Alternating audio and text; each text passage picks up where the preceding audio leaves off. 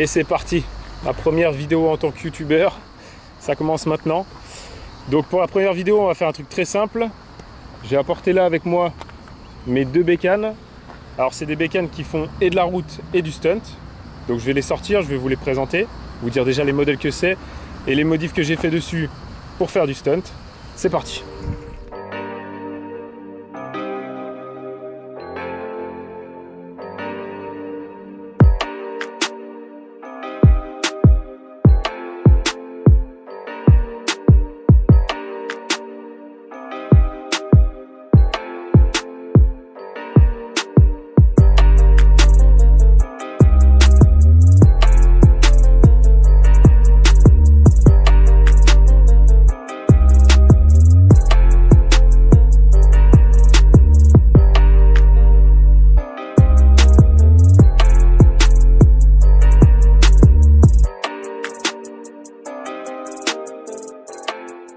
La première bête, une DT 125, donc un super motte, c'est un peu les bécanes à la mode, hein.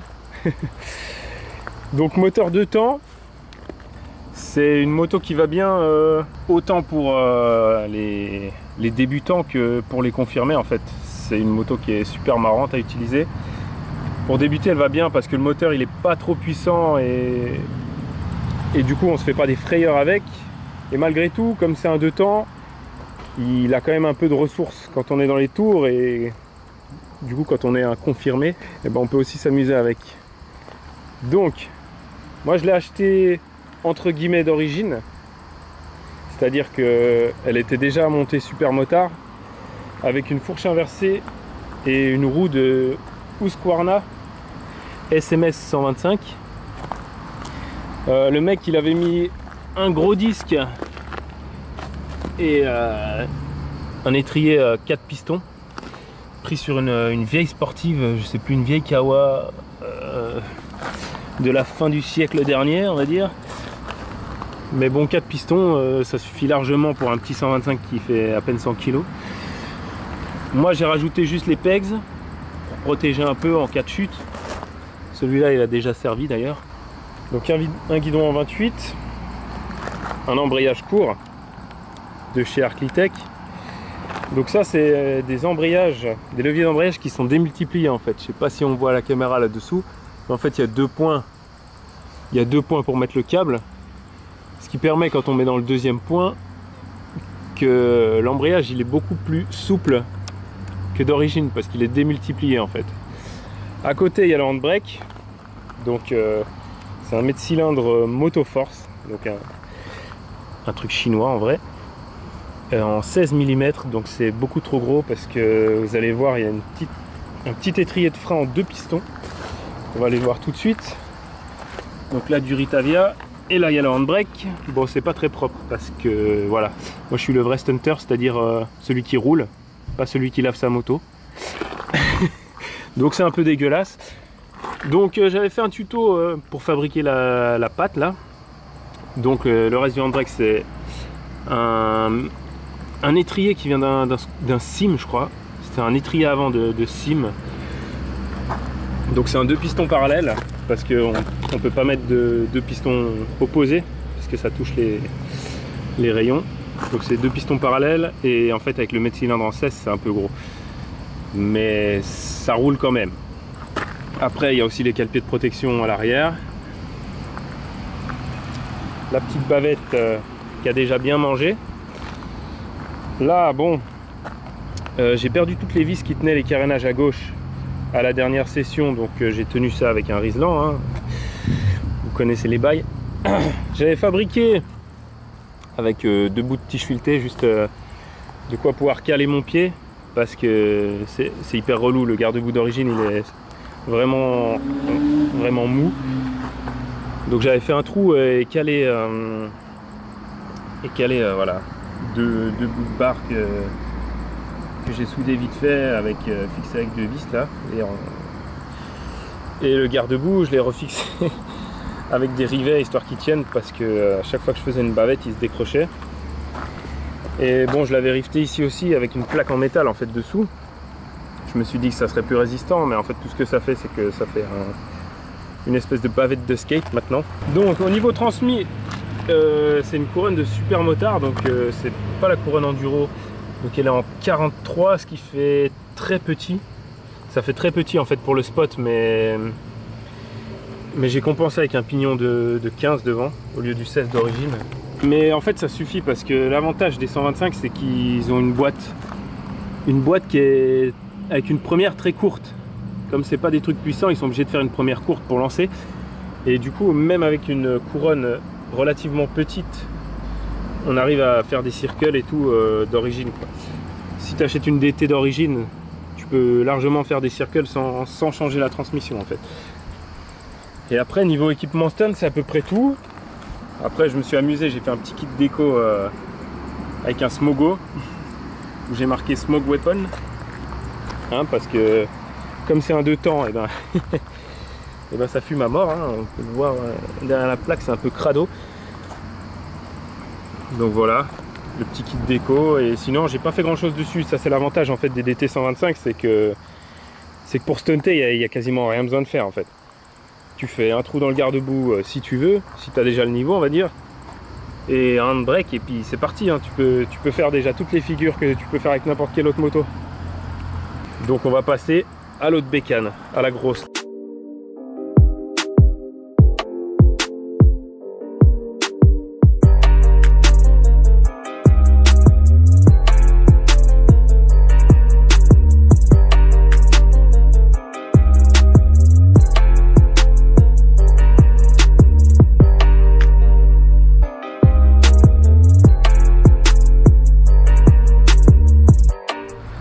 Alors là on attaque les choses sérieuses avec une vraie bécane de stunt. Alors c'est un CBR 600 de 2002, donc même modèle 2001-2002, c'est les tout premiers CBR 600 en injection. Et ça reste encore à l'heure actuelle une base qui est très utilisée dans le stunt. C'est une des deux bases les plus utilisées avec les 636 aussi de 2003-2004. Parce que bon, avant c'est des carbus, donc ça va pas bien pour le stunt. Et après il y en a qui vont bien, mais c'est tout de suite plus cher, donc pour l'acheter par terre, c'est vrai que ça va bien. Une moto de 2002 ça suffit quoi. Donc au niveau de l'équipement, premièrement il y a la fourche. La fourche, c'est une fourche de CBR 954 en fait, de la même année. Mais c'est une fourche inversée parce qu'en fait sur les CBR 600, les vieux, c'était des fourches classiques. Et là du coup il est passé en fourche inversée avec des gros disques en 330 mm. Après niveau équipement, bah forcément il y a les cages de protection.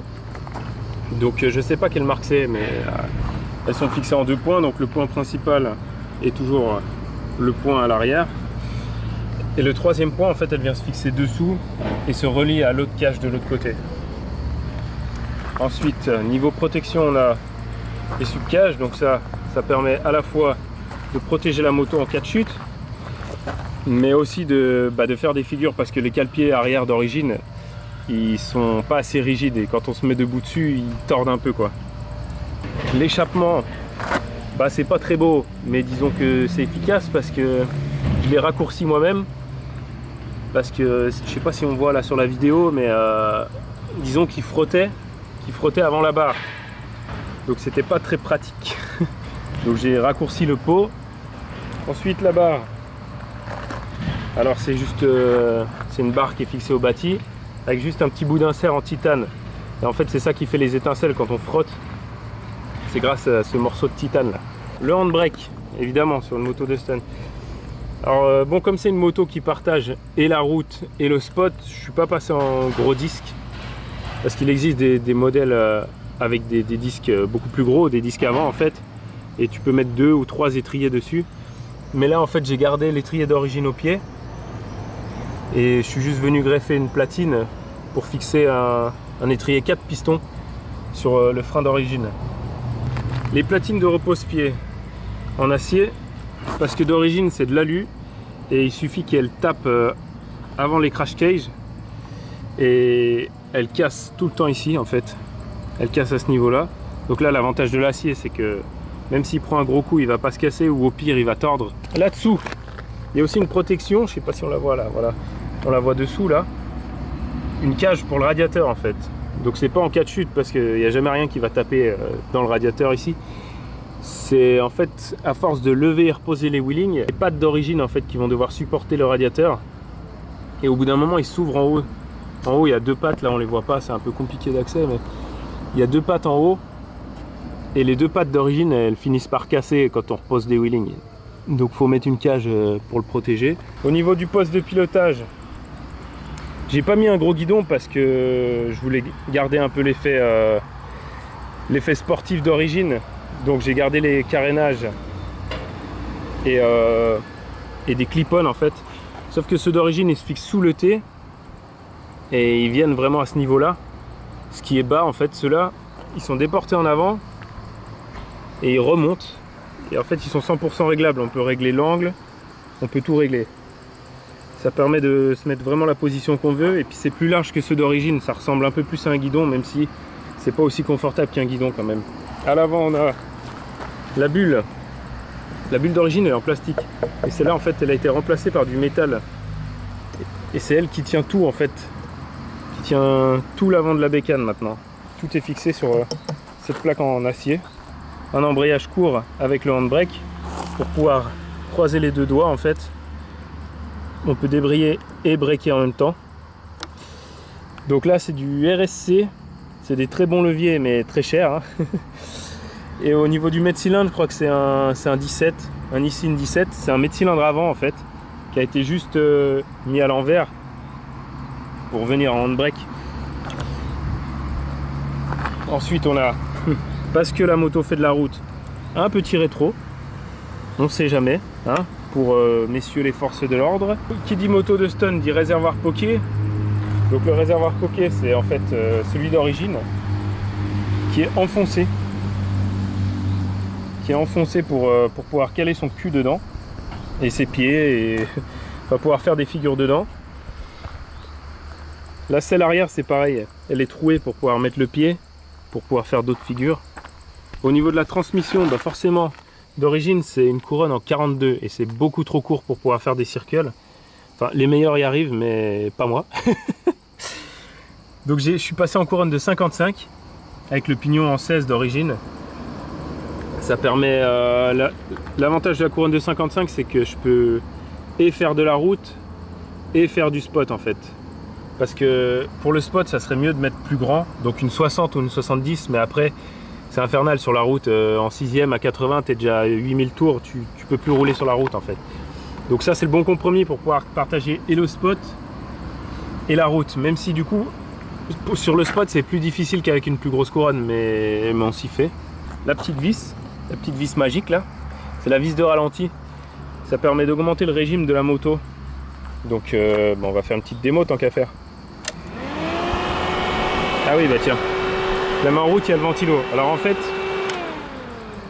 voilà, là on voit, je sais pas si on voit bien, mais derrière la bulle, il y a un interrupteur qui permet d'actionner le ventilo.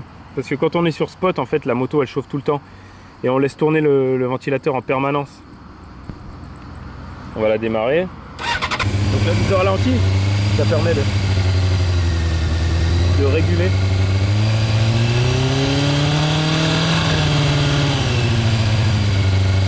Voilà, ça permet de régler le régime moteur en fait. Quand on tourne la vis, ça fait prendre les tours et quand on la desserre, ça redescend.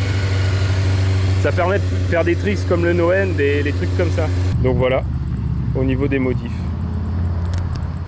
Bon alors voilà, la courte vidéo de présentation de mes motos de stunt est finie. Donc n'hésite pas à lâcher un like si tu as aimé la vidéo, à partager, à t'abonner, enfin tu connais. Et n'hésite pas à dire en commentaire ce qui te plaît, ce qui te plaît pas, ce qu'il faudrait améliorer. Bon, sois un peu indulgent parce que c'est quand même ma première vidéo. Hein. Sur ce, je te dis à plus et bon ride.